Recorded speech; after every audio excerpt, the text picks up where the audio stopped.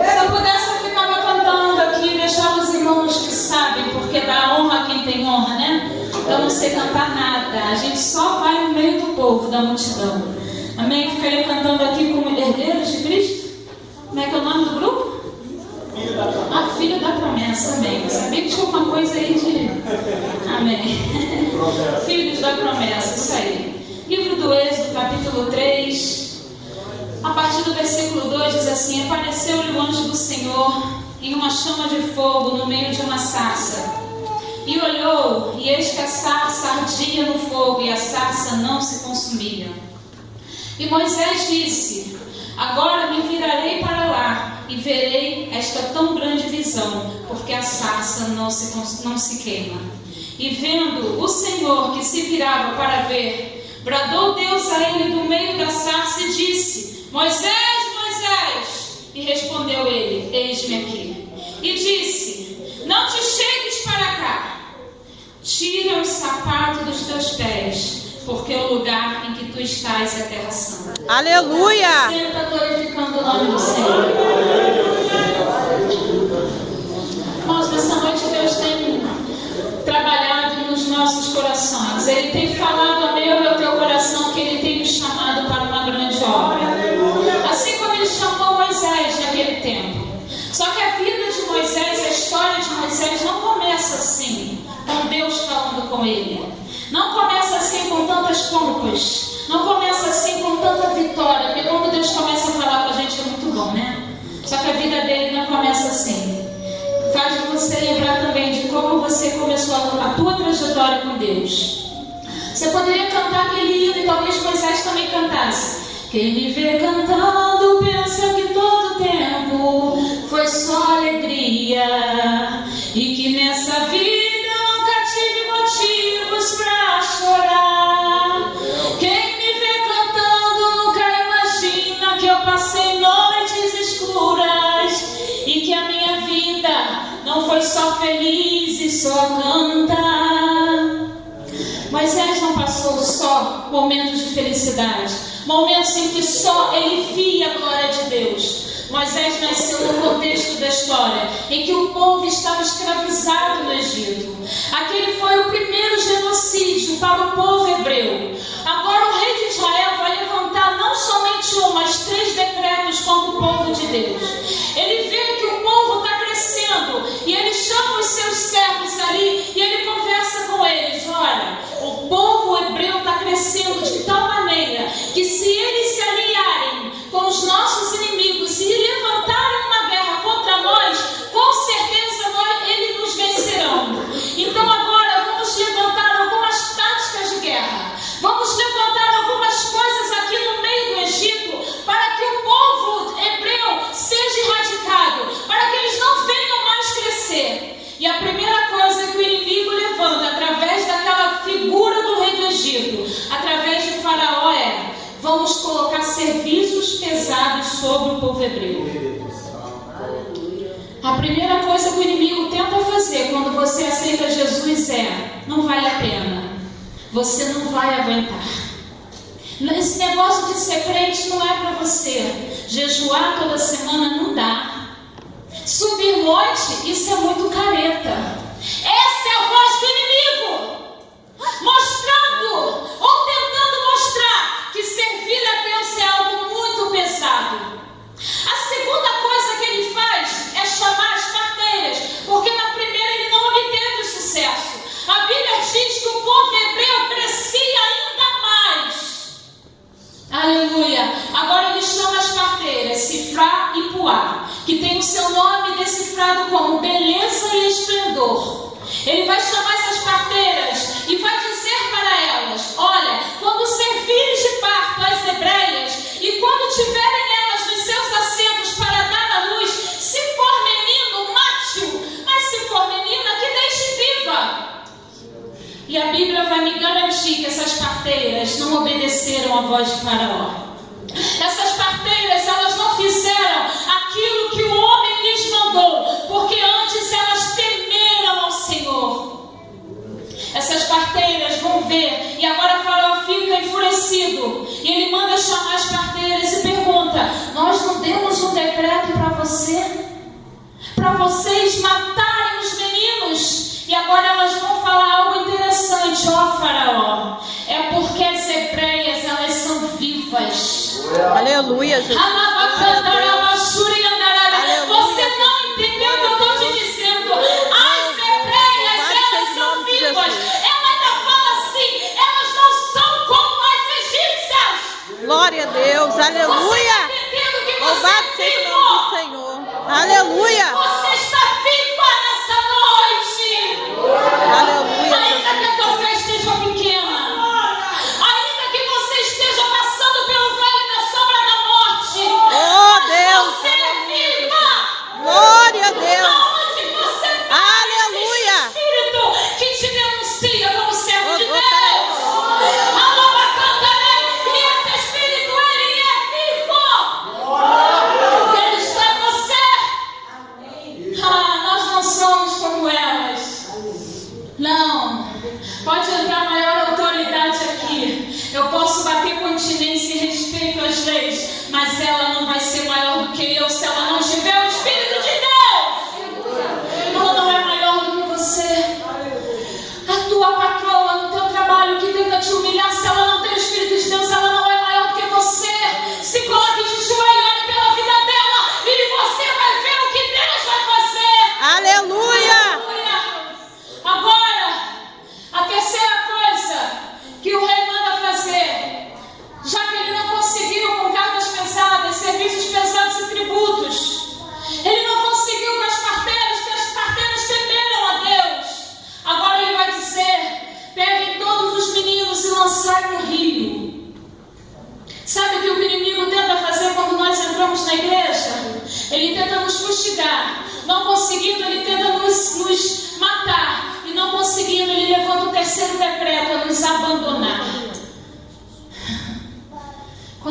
vezes nós somos abandonados? Quantas vezes nós estamos no meio de uma tão grande multidão e nos sentimos só? Porque parece que Deus prepara esse momento de abandono para Ele falar conosco. É Deus, aleluia. Que Moisés Jesus. Agora no capítulo 2 vai dizer a Bíblia que um dos filhos de Levi se casa com uma das mulheres da casa de Levi. E vão ter um filho. Aleluia. Joquebede, não podendo esconder o seu filho por mais de 3 meses. Porque você quer saber de uma coisa? Você pode até ficar escondidinho aí por algum tempo, mas vai chegar um tempo que você vai começar a fazer volume. Vai começar um tempo em que aquilo que Deus tem na tua vida vai começar a aparecer. Vai começar um tempo, a cantar do chamado que Deus tem na tua vida. Vai começar a incomodar. E alguém vai observar e vai dizer, ela é diferente. Aleluia. Ele é diferente, eu vou botar aqui para liderar. Eu vou botar ali para orar. Eu vou botar ali para dirigir o culto. É assim. Glória a Deus, aleluia. Eu não sei se Glória a você Deus. deixa de ficar escondido. Eu não sei se tu já nasceu nesse esconderijo. Mas Aleluia, Deus vai te Deus. dizer que o terceiro mês vai chegar. Glória a Deus, O aleluia. terceiro mês vai chegar. E aí não tem mais para onde fugir. Aleluia. O terceiro mês vai chegar. Quem recebe o terceiro mês de Deus nessa noite? Glória a Deus, aleluia. Agora ela pega com todo cuidado um cestinho, uma arca, betuma, porque o que ela ia entregar nas mãos do Senhor era o seu filho. Era o seu terceiro filho, mas mãe que a mãe ama todos igual. Verdade. Joquebede não amou mais a Moisés, só que Moisés nasceu nesse contexto da história. Aleluia. Jesus, você pensa assim, meu Deus, por que comigo? Meus irmãos não passaram pelo que eu passo. Meus irmãos, quando nasceram, minha mãe tinha dinheiro, tinha condição, tinha plano de saúde, estudou em colégio particular. E eu agora estou vivendo em meio à crise. Por que comigo? É porque é você que Deus tem algo diferente. Deus trabalha com pessoas que Ele tem algo diferente. Aleluia. Quanto mais o cerco aperta contra você, é porque você é diferente. Amém, Jesus. Joquebede vai colocar aquele menino à margem do rio. Joquebede usou uma estratégia tremenda, porque alguns dizem que ela colocou pelo rio, desceu com o cestinho, mas a Bíblia me garante que ela botou à margem do rio. E ali, naquele local, era onde a filha de Faraó descia para se banhar. Miriam, sua irmã, ficou observando o que iria acontecer. E vocês conhecem a história, até porque a novela passou há pouco tempo, os 10 mandamentos, né? Então tá fresquinho para quem assistiu. Mas posso abrir um parênteses aqui, irmãos? Não fica esperando as redes de televisão criar novelas ou criar filmes ou histórias para você aprender o que está na Bíblia, não. É Deus. Ela fica há mais de 2000 anos. Não fica esperando você ser entusiasmado. Eu não sei se foi Rede Record que fez os 10 mandamentos. Eu não assisti, mas não tem nada contra, porque eu vou à igreja 3 vezes por semana no mínimo. E não dá para assistir novela só 2 vezes por semana, você não entende mais nada. Então, irmãos, pelo amor de Deus, procura ler aqui, para quando passar lá você ver o que está pautado aqui. Para ver se está no contexto. A Bíblia diz que o meu povo se perde porque lhes falta conhecimento. Aleluia. Agora Miriam vai observar, diz a palavra do Senhor, que a filha de Faraó desce se banhar no rio, e ela vê aquele menino, e ela abre aquela arca, e ela diz, este é o menino dos hebreus. E creio eu que ela deve ter dito assim, eu vou ficar com ele. Eu fico imaginando o que aconteceu dos outros meninos, porque não foi só Moisés que foi lançado no rio, mas com Moisés Deus tinha algo diferente. Você não nasceu somente por nascer. Você não nasceu somente por amor do teu pai e da tua mãe por um acaso. Você nasceu porque Deus tem algo diferente contigo.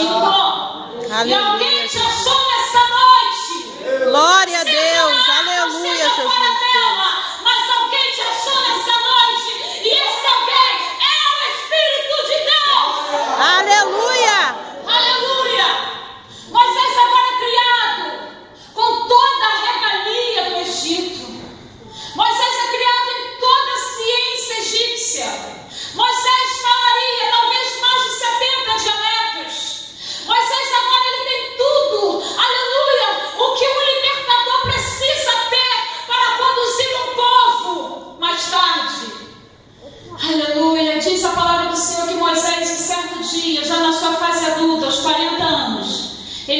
visitar o seu povo, porque ele sabia que ele estava lá, dentro do palácio de Faraó, mas ele não era de lá. Ele sabia que dentro dele corria sangue hebreu. Você entende que você está aqui neste lugar, você está aqui nessa terra, mas nós não somos daqui, nós somos da Canaã celestial. Aleluia. E um dia nós voltaremos para lá. E ao visitar o seu povo, ao visitar os hebreus, ele chegando lá, ele vê um egípcio fustigando e batendo no hebreu. Ele não aguenta ver aquilo, porque crente que é crente, irmão que é irmão, ele vai defender o seu irmão. Ele não vai ficar por aí igual alguns que parece que não são irmãos, são primos, malhando o irmão pelas costas. É Deus. Aleluia. Ele vai defender o seu povo. E ele pega e mata aquele egípcio e esconde na areia. No dia seguinte, sem medo nenhum do que ele tinha feito, porque ele havia defendido o seu povo, ele vai de novo ao povo hebreu visitá-los. E agora ele vê a mesma cena, só que com uma diferença. Ao invés de ser uma briga entre um hebreu e um egípcio, é uma briga entre dois irmãos. E ele vai conversar. Não fiquem assim, vocês são irmãos. Vocês estão brigando por quê? Aí o que estava errado vira para ele e diz assim: tu vieste como juiz sobre nós? Quem te constituiu juiz sobre nós? Olha a ingratidão. No dia anterior, Moisés tinha defendido o povo deles. E agora eles vêm lançando isso em rosto. Por acaso tu farás conosco o que fez ontem aquele egípcio? Oh, Espírito Santo. Igreja, nós precisamos amar os que estão dentro também. Verdade, Jesus. Nós precisamos cuidar dos que estão dentro. Falamos que evangelizamos, que usamos o WhatsApp para evangelizar, mandamos mensagens às vezes pelo Facebook. Hoje é dia do Senhor, vai à igreja, eu vou à igreja, eu vou ao culto, partiu, selfie, culto. E cadê o amor? É Deus, aleluia, Jesus. Pelas almas, cadê o amor pelo povo? Cadê o amor pelo irmão? Aleluia, Cadê a Jesus. necessidade de estar junto? Aleluia, Deus. É necessário voltar com essa necessidade de estarmos juntos. Agora Moisés teme e diz certamente que todos descobriram esse negócio. Faraó então começa a caçar Moisés e ele corre e foge para o Egito. Quando ele foge para o Egito, a primeira coisa que ele encontra, quando ele foge para o deserto, a primeira coisa que ele encontra no deserto, eu queria saber se tem alguém solteiro aqui nessa noite. Não? Todo mundo casado, namorado, que legal. Thalita, levanta a mão. Amém? Tem jovem aí, que eu sei que tem, estão com vergonha, pode levantar a mão. Sabe qual foi a primeira coisa que Moisés encontrou no deserto? Uma esposa. Olha que lindo. Às vezes você está no deserto e fala: presta-te, ó Deus. É no deserto que Deus deu esposa para Moisés. Foi no deserto que ele encontrou a sua amada. A segunda coisa que ele encontra no deserto é a água. A água fala de palavra, de presença de Deus. E às vezes nós falamos: Senhor, me tira desse deserto, dessa angústia, desse momento difícil. Mas no deserto tem palavra, tem maná, tem família para você. Toma, Carol. Agora ele vai passar cerca de 40 anos no deserto. Eu já estou terminando, até meia-noite a gente está em casa, né? Ele vai passar cerca de 40 anos no deserto. 40 anos que não foram fáceis. Porque nesses 40 anos ele perdeu toda a sua identidade egípcia. Foi nesses 40 anos que ele aprendeu a falar como um hebreu totalmente. Foi nesses 40 anos que ele aprendeu a buscar e ouvir a voz de Deus. Nesses 40 anos ele viveu longe do seu pai, da sua mãe, dos seus irmãos. Nesses 40 anos ele está lá pastoreando o rebanho do seu sogro. E ele sobe ao Monte Horebe, também conhecido como Monte Sinai. Esse dia para ele talvez fosse como mais um culto. Nesse dia para ele talvez fosse como mais um dia. Eu vou fechar porque eu nem estou lendo, então pronto, está caindo, a gente tira, né? Está atrapalhando, Deus tira e a gente tira também. Era como se fosse mais um culto. Talvez você entrou aqui nessa noite como Moisés subiu aquele monte naquele dia. É mais um culto. É um ano de aniversário do templo. E vão vir outros anos. É mais um culto. Mas foi naquele dia que o Senhor resolveu falar com Moisés. No final do capítulo 2 diz: e o povo suspirava, porque, aleluia, Faraó vinha com grande fúria contra eles. E o povo começou a clamar. Sabe o que eu acho engraçado? Por que tem que esperar o negócio apertar para começar a clamar? Livro de Juízes, capítulo 6, vai nos contar uma história. Que o povo de Deus estava também fustigado pela vara dos midianitas, amalequitas e todos do Oriente. E durante 7 anos, eles ficaram assim. Aí chegou um dia que eles acordaram e resolveram orar. Por que esperar tanto tempo para orar? Comece a orar hoje, igreja. Ah, mas não tem nada de mal na minha vida, eu não preciso orar. Você dizendo que você não precisa de Deus. Você não precisa conversar, você não precisa dialogar. Você não precisa falar e ouvir o que Ele tem a te dizer. Por que esperar? Sabe quanto tempo o povo ficou no Egito? Cerca de 430 anos. Por que esperar o rei fazer tanta maldade contra eles para lembrar da promessa que Deus havia feito a eles, em Abraão? Porque o Egito não era a terra da promessa e eles sabiam disso. Por que esperar tanto tempo para clamar? O que Deus te prometeu, meu irmão e minha irmã, comece a clamar hoje e comece a dizer: Deus, a promessa é tua, o que Ele é teu e eu quero.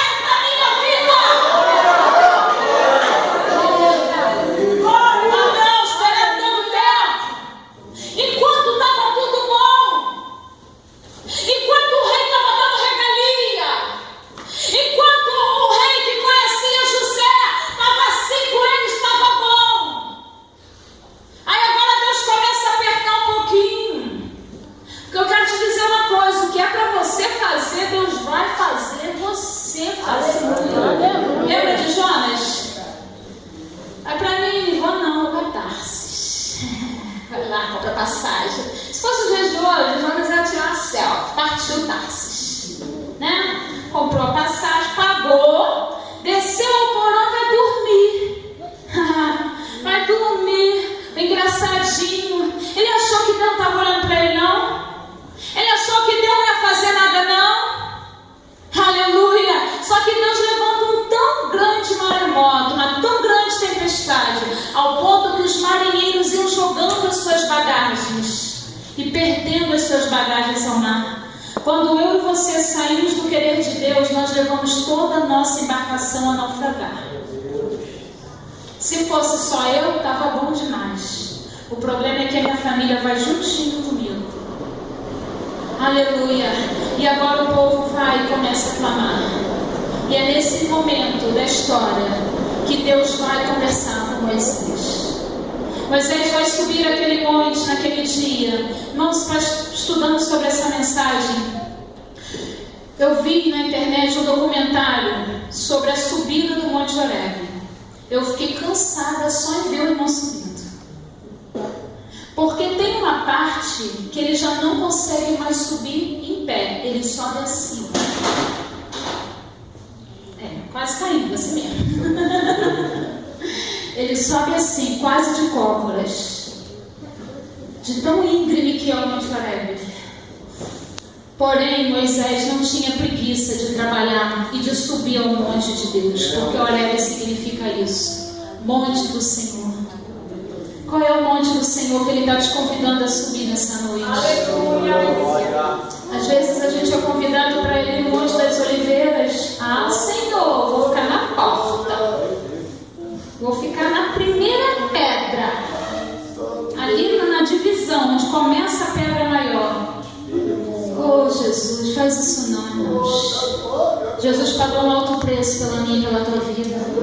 Moisés pagou um alto preço pela minha e pela tua vida, porque Moisés foi o libertador daqueles tempos. Oh, Espírito Santo, agora Moisés está lá. apacentando as ovelhas, e vai uma ovelha para cá, ele puxa, não vai para ele não, vai cair, tem um despenhadeiro. E ele vê uma sarça que começa a queimar. Eu quero te abrir aqui um parênteses. Sarça naquela época, queimar era normal, por causa do calor. E alguns lugares tinham vulcões, que eles começavam a liberar algumas fumaças, e as sarças começavam a queimar. O que não era normal era a sarça queimar e não se consumir. Era a sarça começar a pegar fogo e não queimar nunca aquela sarça. Somente havia fogo. Aleluia! O fogo de Deus na tua vida não é para te destruir. O fogo de Deus na tua vida é para te colocar de pé. É para mostrar o chamado que Ele tem na tua vida. Agora aquele fogo, aquela sarça começa a invadir todo o Monte Sinai. Entendo eu que Moisés começou, olhou para aquela sarça, a princípio achou que era algo normal. Ah, não. Tu entrou na igreja, a princípio tu achou que seria mais um, não. Que Deus tem para tua igreja. Deus manda eu repetir isso nessa noite. Aleluia. Até que a tua fé seja edificada. Aleluia. E começa agora todo o Sinai a aquecer. Todo o Sinai começa a aquecer, todo o monte começa a aquecer, porque o fogo de Deus começava a alastrar naquele lugar. Aleluia, o fogo de Deus começava a alastrar naquele lugar. E Moisés começa a dizer: eu me virarei para ver esta tão grande, esta maravilhosa visão. E Deus vai bradar no meio do fogo e falar com Moisés: Moisés, Moisés, não te chegues para cá. A primeira coisa que Deus fala com Moisés é isso: não te chegues para cá, porque do jeito que você está, você ainda não está preparado. Fique aí onde você está, porque ainda é necessário tirar mais alguma coisa. Moisés, você está sentindo fogo aqui? Estou, mas é necessário sentir de baixo para cima. Moisés, tira o isolante que tem no teu pé. Tira aquilo que faz separação entre você e o fogo. Tira aquilo que está fazendo separação entre você e o chamado de Deus na tua vida. Para Moisés sentir totalmente o fogo de Deus, foi necessário ele tirar a sandália dos seus pés, para que o fogo viesse totalmente de baixo para cima e começasse a aquecer a vida de Moisés. E somente depois disso é que Deus vai começar a se revelar a Moisés e dizer o que Ele tem para a vida dele. Talvez você diga assim nessa noite: pastora, eu ainda não sei o que Deus tem para a minha vida. É porque você só está sentindo fogo aqui, você ainda não deixou Ele tomar todo o seu corpo. E se Ele ainda não está tomando todo o seu corpo, é porque ainda existe algo que está fazendo divisão entre você e o fogo, entre você e o chamado. Eu não sei qual é a sandália que você tem para tirar nessa noite. Eu não sei qual é o isolante que está te separando de Deus. Mas Moisés entendeu naquela noite, pela voz do Todo-Poderoso, que o isolante que fazia a separação entre ele e Deus era a sandália. Eu não era para estar aqui nessa noite. Quando eu vejo esse trem passar, meu coração queima. Porque no dia 11 de abril de 1993, foi do outro lado dessa linha do trem que eu fui sequestrada e violentada. Aquela noite era a noite que Faraó disse: matai e depois abandonai. Mas Deus disse: não, eu tenho obra na vida dela.